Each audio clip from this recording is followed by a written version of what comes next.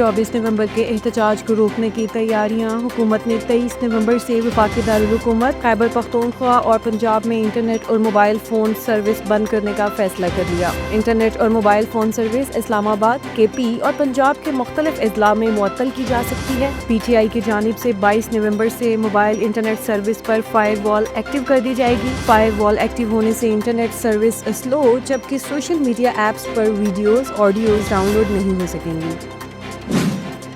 اسلام آباد انتظامیہ نے پی ٹی آئی کے احتجاج کو روکنے کی تیاریاں مکمل کر لیں۔ اسلام آباد پولیس کی بھاری نفری کی موجودگی میں ڈی چوک کو سیل کرنے کا عمل جاری ہے اور ملک بھر سے 8,000 اضافی پولیس اہلکار طلب کر لیے گئے ہیں۔ پنجاب میں 10,000 سے زائد اہلکار سٹینڈ بائی پر ہیں، جبکہ مری میں 7 دن کے لیے دفعہ 144 نافذ ہے، جس کے تحت ہر قسم کے اجتماع، ریلیوں اور جلسوں پر پابندی عائد ہے۔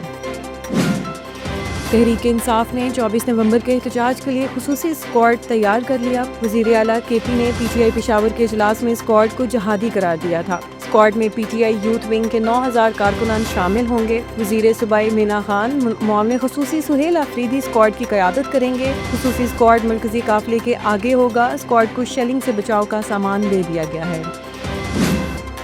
پی ٹی آئی رہنما اور سابق اسپیکر قومی اسمبلی اسد کیسر نے علی امین گنڈا پور کے ساتھ مذاکرات کے لیے رابطے کی تصدیق کر دی۔ سوابی میں میڈیا سے گفتگو کرتے ہوئے اسد کیسر نے کہا کہ 24 نومبر کے احتجاج کے لیے ہم نے حکمت عملی تبدیل کی ہوئی ہے۔ پشاور، مردان، چارسدہ اور نوشہرہ کے کارکنان سوابی سے اسلام آباد جائیں گے۔ باقی اضلاع کے کارکنان مختلف روٹ سے اسلام آباد کی طرف مارچ کریں گے۔ فیصل واوڈا نے دعویٰ کیا ہے کہ رہائی کی بجائے بانی پی ٹی آئی کی مشکلات مزید بڑھنے جا رہی ہیں۔ کہتے ہیں بانی پی ٹی آئی کی رہائی کی امید نہ رکھیں، بلکہ رہائی کی بجائے ان کے مشکلات مزید بڑھنے جا رہی ہیں۔ حکومت نے آئندہ 5 سال کے لیے الیکٹرک وہیکلز پالیسی جاری کر دی۔ نئی پالیسی کے تحت سرمایہ کاری پر پرکشش مراعات دینے کا فیصلہ کیا گیا ہے۔ پاکستان میں 2030 تک 30% الیکٹرک گاڑیاں چلانے کا ہدف ہے۔ سال 2040 تک الیکٹرک گاڑیوں کا مجموعی ہدف 90% مقرر کر دیا گیا ہے۔ ابتدائی 5 برس میں 3 ارب روپے سرمایہ کاری پر مراعات دی جائیں گی۔ کراچی کے گورنمنٹ اسپیشل ایجوکیشن کمپلیکس میں 6 سال کے بچے پر مبینہ تشدد کا واقعہ سامنے آیا ہے۔ پولیس کے مطابق متاثرہ بچے کے والد کے مدعیت میں تھانہ گلستانی جوہر میں مقدمہ درج کر لیا گیا ہے، جس میں بچے کے والد نے کہا ہے کہ بیٹی کو لینے سینٹر پہنچا تو اس کے ہاتھوں اور جسم پر تشدد کے نشانات تھے۔ وی پی این کی بندش کے نقصانات سامنے آنے لگے۔ Chairman Pakistan soft where house ایسوسی ایشن سجاد مصطفیٰ سید کا کہنا ہے کہ انٹرنیٹ کے مسائل اور وی پی این کے رجسٹریشن کے باعث بڑی آئی ٹی کمپنیوں نے ملک سے باہر جانے کی منصوبہ بندی شروع کر دی ہے۔ دفاعی نمائش کے دوران پاکستان اور چین کے مابین دفاعی ساز و سامان کے معاہدے آئیڈیاز 2024 دفاعی نمائش ایکسپو سینٹر کراچی میں جاری۔ کئی بین الاقوامی کمپنیوں کے ساتھ معاہدے اور مفاہمتی یادداشتوں پر دستخط۔ وائٹ بال فارمیٹ میں قومی ٹیم کے عبوری ہیڈ کوچ عاقب جاوید نے فخر زمان کو وارئر قرار دے دیا۔ لاہور میں میڈیا سے گفتگو کرتے ہوئے عاقب جاوید نے کہا کہ فخر زمان کے جیسے ہی فٹنس مسائل حل ہوتے ہیں انہیں منتخب کر لیں گے۔ اس میں کوئی شک نہیں کہ فخر زمان میچ وارئر ہیں۔